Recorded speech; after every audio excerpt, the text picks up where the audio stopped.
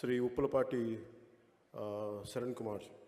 My wholehearted namaskars to all the distinguished guests and people of eminence and caliber from the domain of Chartered Accountants of India, and my warm wishes to you all, and especially for skipping your lunch,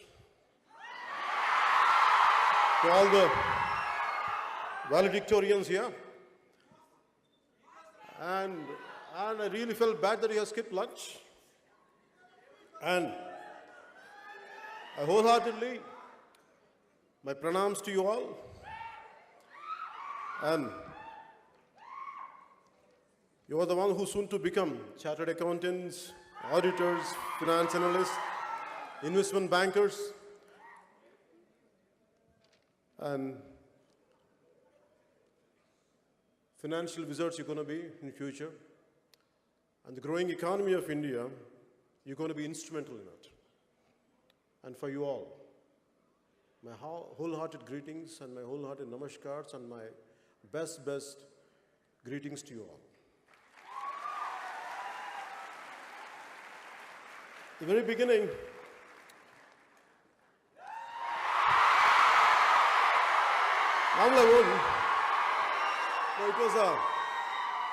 Normally I won't prepare. Normally I speak from my heart. I prefer to speak from my heart, but especially from the Chartered Accountants of India, they gave me specifically like, please be prepared and come.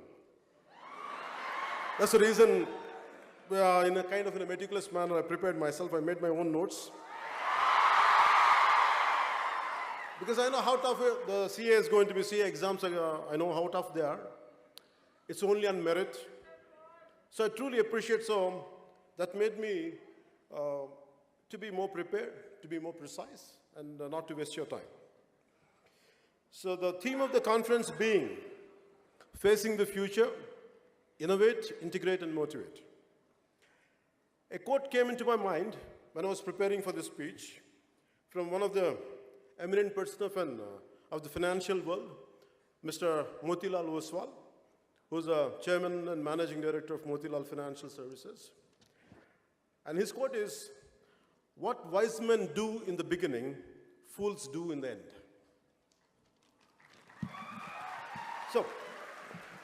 So wise man has the power to look into future and to take the right decisions in the very beginning itself, unlike others.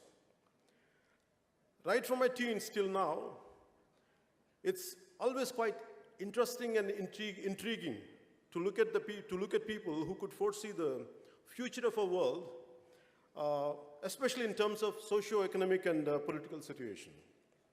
So my fundamental question was always how only few could achieve what they had achieved. Why not others? That was my fundamental question. That has become a lifetime pursuit for me to think about future. It started with my future first, and then it extended to the future of my fellow human beings. And before I get into the main speech, I want to say, normally I think most of the people are from Telugu-speaking states. But the purpose of saying in English is, because our brothers and sisters came from Sri Lanka, Bangladesh, and neighboring countries. So I welcome you all. That's the reason why I'm making an attempt to say it in English. Because maybe politically we might be different, but from heart, we're all one. So it's always for me, the purpose is, okay, I take that innovate and integrate and motivate. I don't know how much I can motivate. I'll share my experiences with you. I don't know how much I have achieved. What I had achieved, really I never audited it. So maybe I take your help in future to audit my success.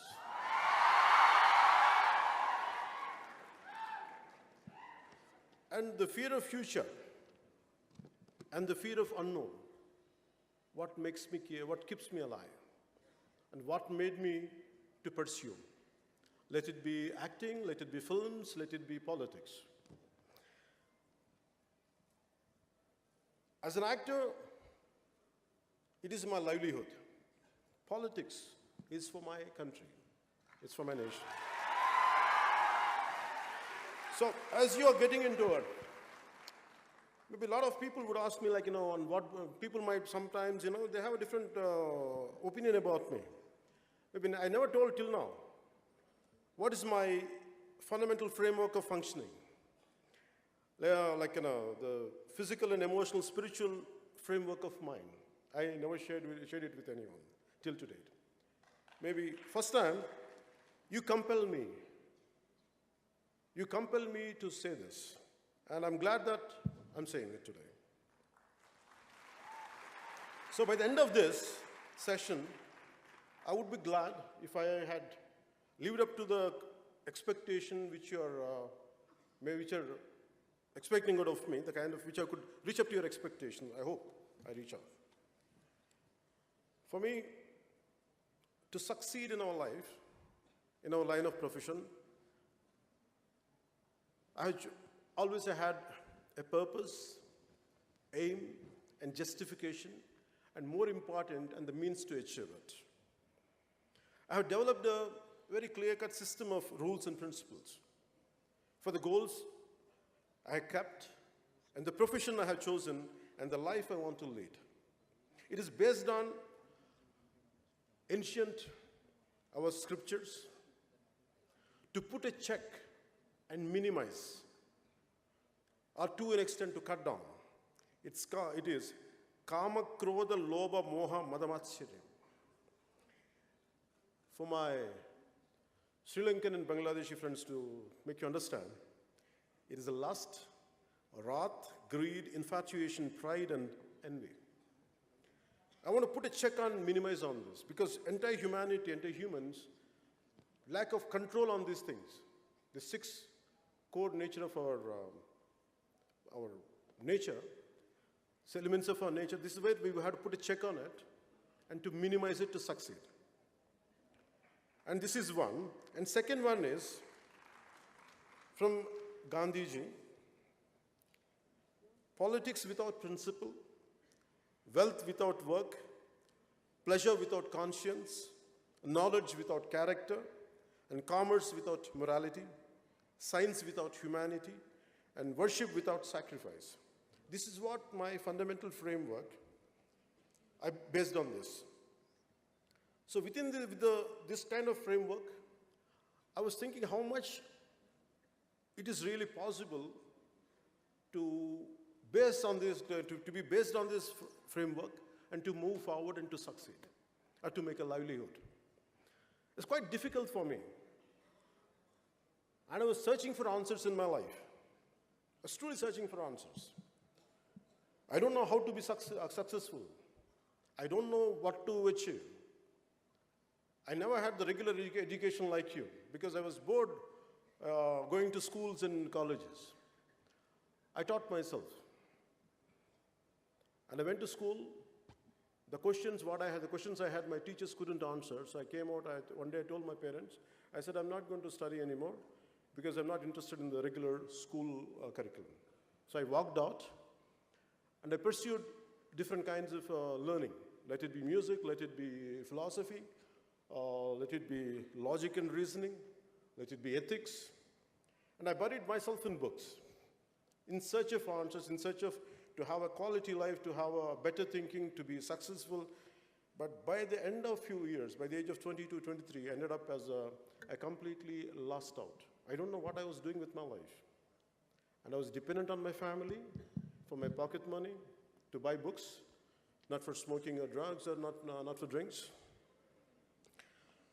But still I didn't like it, to be a dependent on my family members.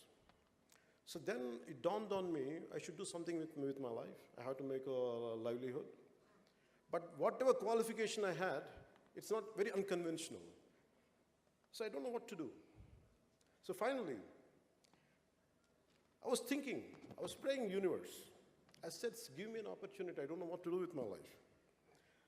So the reason is, why I'm saying it is, You're all prepared. You're all getting prepared, being prepared. You're under the preparation. Some of you had prepared, are venturing out into life. Now an opportunity knocks on your door. And that opportunity which knocks on your door might not be up to your liking, might not be up to the expectation of yours. The same way, for me also, the kind of opportunity I was looking for and what knocked on my door was two different things. And cinema knocked on my door. And I was a very scary guy. I never ventured out of my room. Always I was in the learning process. I was scared. Even to come out of my room, a few guests were there, and I used to run away. And from there, life made me, compel me to face lakhs of people and be confident and to be what you want to be. This all happened that one opportunity. And the opportunity which I wanted, it was not cinema, even if I wanted to do cinema. It is not of my choice. I didn't like my first film. I didn't like that opportunity at all. My aspirations, my ambitions were sky high, but I had the opportunity somewhere here. I felt bad. But because of my consistent and constant learning, life made me to think, after everything, whatever you prepared for, whatever you trained for, but this is the only opportunity you got. Nothing in the vicinity. You better grab it. Don't waste time. I grabbed that opportunity. And to your surprise, it didn't do well. I loved it. But I felt good because I did a good job within my limits. Not that I did an extraordinary job. I did within my best of my effort. I put my best of my efforts. But I was not disappointed with the outcome of the film. It was not a successful cinema. But maybe a few people must have recognized me. And I had one more opportunity knocked on my door. The producer was not a regular producer. And he's not into filmmaking. He was into Arab business. And no way connected with cinema. And he came. I was thinking all through my efforts, with all my philosophy, with my ideology, or with all my thought process, with all my learning, still I'm not able to attract the right opportunity. But still, I went and embraced it. It gave me a ray of hope. It became a little successful. So by then, I was getting, in next 3-4 films, what my growth was like this. For my first film, by the end of the 7th film, it was like this, the graph. So the key is, so that's what Mr. Sharma ji is saying, that's what he's saying, Aduvari Matalik Ardhalu Verlu, there's a meaning there. Especially to my Bangladeshi and my Sri Lankan friends, I want to say, to make you understand Aduvari Matalik Ardhalu Verlu means, girls mean different. I mean, what they say and what they mean are two different things. I'm sorry, this is not my opinion, please forgive me. This is what the lyricist had written, that's what it means. So it's not my opinion.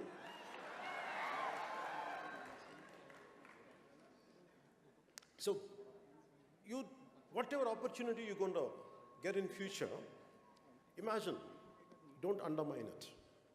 With all your best efforts, with all your complete, learning abilities and everything, if something knocked on your door, and please, make sure, be aware, grab that opportunity. Why? You are competing with 1.4 billion people on a day-to-day basis. No matter how small or insignificant the opportunity is, you are privileged and better than the majority. So grab that opportunity, make the most of it. Nothing is a dream job. There is no dream job at all. But let the job which comes into your hand, make it to fulfill your dreams. That's what I would like to share first. In this process, you're bound to have a failure and success. As I said earlier, you'll go through failures, you'll go through success. How do you handle failures and how do you handle success? When you had tremendous amount of failure in my life, what I felt was, you're looking at a man who is filled with failures in his life, not with success. Because adversity reveals true character. The more adverse conditions you have, the more potentiality of yours will come out. So a failure in adverse conditions, it's always about how do you fight against it? How do you withstand the turbulence? How do you overpower them? How make sure you won't lose it? You lose to it, but you stand out. And that's what I would like to share this part of my life. As I said earlier, I lost in cinema. I succeeded. For next 6-7 years, I never had success. Again, I had very existential questions. With all this success, what I'm going to do? A life which is completely lived for yourself is of no use unless it is extended to others. This thought made me to be away from the very cinema which I loved. And I had failures, series of failures. And people who cheer up for me, who stand up for me, they were cursing me. What happened to your competitive spirit? What happened to your tenacity? What happened to your fighting spirit? I never lost my tenacity, I never lost my perseverance, I never lost my fighting spirit. But I was under a very existential thought process. And then, finally, an opportunity came and another film became a huge success. That's called Gabbar Singh. So what I mean to say is, you get failures. And then, once in a while, I had success later, I had failures. It depends. It was going like this, in a curvy way. And how do you behave when you get success? Then I would like to end up with failure. I had the highest success possible, but I never felt great about it. The reason is, because to achieve something, even for me to address a kind of, to come in front of this podium and address a speech to you, you know how many tens of people has to work for it. A success comes onto our plate out of many invisible hands. Many invisible hands. It's not just ours alone. Maybe we are at the pinnacle point. Maybe we are being thrusted upwards. But always I look at the people who are contributors for my success. That's why I never had a great feeling about my success. But I'm grateful to the people who stood by me thick and thin. And acknowledgement is very important in success. Especially when you're going to be the financial wizards. You're going to be quite successful people. But understand, there are people who would really contribute to your success. Please kindly acknowledge them. And success is transitory.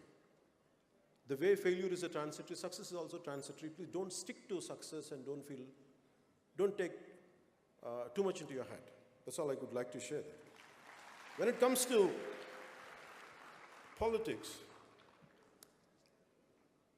I'm a failed politician as of now. No, let us. No, acceptance. Acceptance. Okay. I'm not feeling bad about it, let me tell you. I'm not feeling bad about it. Failure is halfway to success. I never feel low about my failures. I feel good about my failures because I have achieved something. Unlike many people who want to see a change in the society, they don't do anything. They sit in their comfortable chairs. They have opinions on every damn thing. They have everything to say. Right from cricket, right from day-to-day events, everything they have an opinion, but they won't do anything. For me, I'm doing something, and yet I failed. I feel good about it. I attempted. So tomorrow, you try to achieve something in the process. If you fail, don't regret. It's just transitory. It's a passing phase. Never ever lose your spirit out of failure. That's what I would like to share.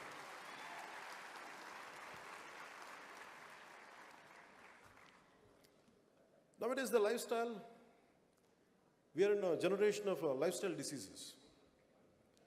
And we are in a generation of instant gratification.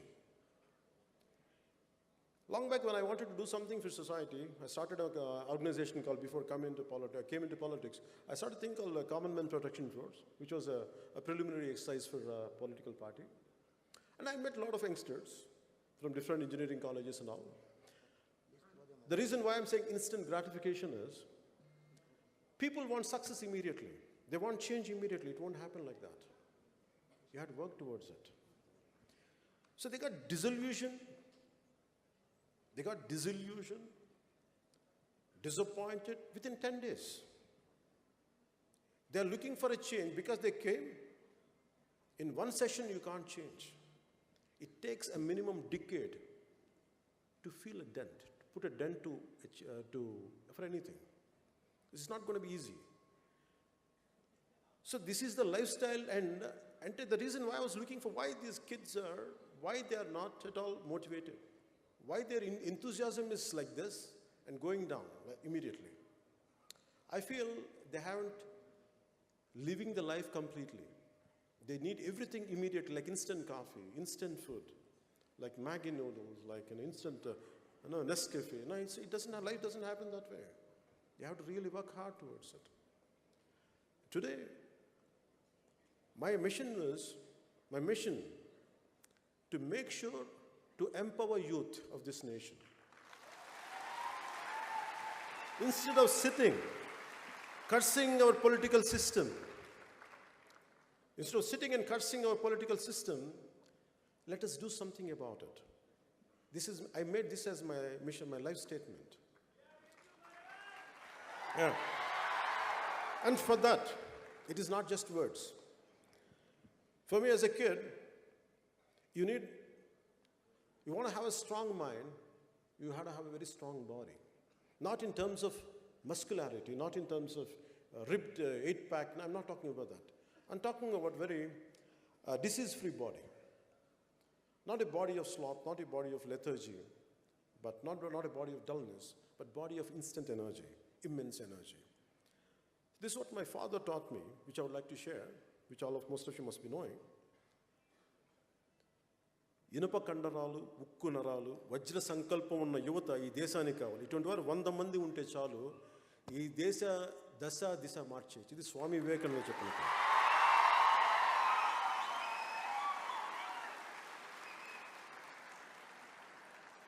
So instead of, as most of you, going to be in 4 walls, hardly you'll get exposed to sunlight.